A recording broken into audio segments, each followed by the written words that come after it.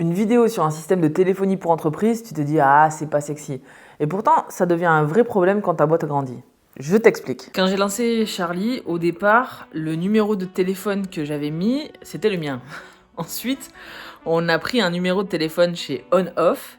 Et puis le temps a passé et là il faut qu'on grandisse un peu. Ça fait plus d'1 an qu'on utilise un numéro de mobile et on commence à recevoir des appels tout le temps. Et il est temps qu'on se structure. Parce que sans structure c'est vraiment du n'importe quoi. Pas vrai Nadège, c'est quoi les galères avec la gestion du téléphone ? Les galères, c'est que ça sonne n'importe quand, week-end, soir compris, et surtout qu'on ne peut pas rattacher au fichier client. C'est dommage. Et on se pose la question de prendre un standard.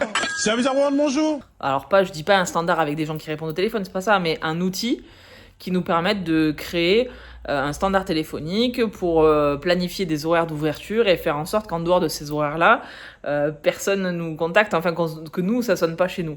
Alors je vais faire mon petit comparatif, mais pour ça je vais me baser sur 5 critères qui sont capitaux pour moi et sur lesquels je vais être intransigeante. La prise en main. Il faut que ce logiciel soit facile à prendre en main et très rapidement. J'ai pas envie de passer 3 semaines à former mon équipe à savoir comment passer un appel.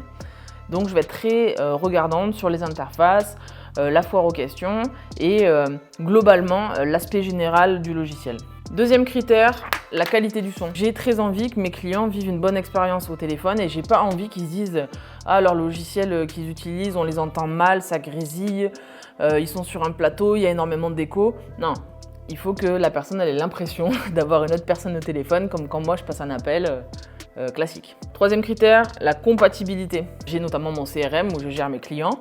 J'ai besoin que ce standard se greffe à mon outil et que par exemple je puisse juste en survolant un numéro de téléphone d'un client déclencher l'appel. Ça serait l'idéal. Le prix, bon aujourd'hui je paye que dalle quoi, 8 € je crois, 8 ou 9 €. Forcément ça va me coûter de l'argent de mettre en place un standard. Il faut que le budget soit raisonnable pour une structure de la taille de ma boîte. Et enfin, dernier critère, la réputation. Ça pour moi c'est presque le point le plus important. Je vais aller voir les avis de ces différents logiciels, voir ce que les gens disent. Puisque je suis influençable par les consommateurs et que c'est quelque chose de très important pour moi, de savoir si le service client est réactif, est-ce que le service est fiable, est-ce que globalement les gens sont contents ou pas du logiciel. Et ce sont sur ces 5 critères que je prendrai ma décision. Later. Je suis pas dans mon décor habituel aujourd'hui, je suis en télétravail, donc personne ne juge mes chaussettes s'il vous plaît. On est avec l'équipe de Ringover là, et bien sûr je les filme pas à leur insu, ils sont au courant, ils m'ont dit qu'ils étaient d'accord que je les filme pendant la visio.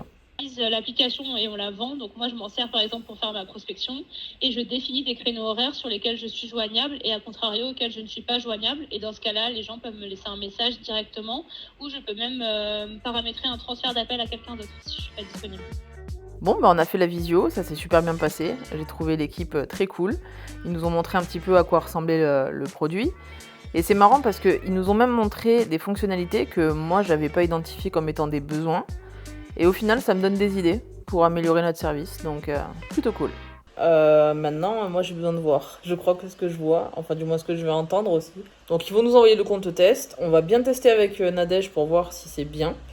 Et puis, je vous dirai prochainement si on a choisi cette solution ou si on est resté sur un téléphone basique. On est déjà prochainement, ça fait 48 heures qu'on fait les tests, c'est maintenant l'heure du bilan. Alors, au niveau de la prise en main, ça s'est passé plutôt bien.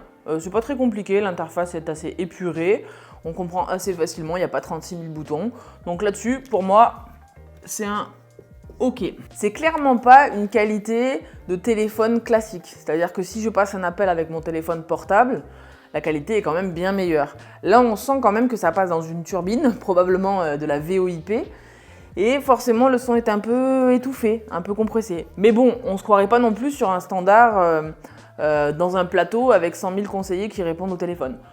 Donc, c'est mitigé. Au niveau de la compatibilité, donc ça a été pratique, j'ai juste eu une extension à installer sur mon ordinateur pour faire en sorte que tous les numéros de téléphone qui sont dans mon CRM se transforment en numéros cliquables.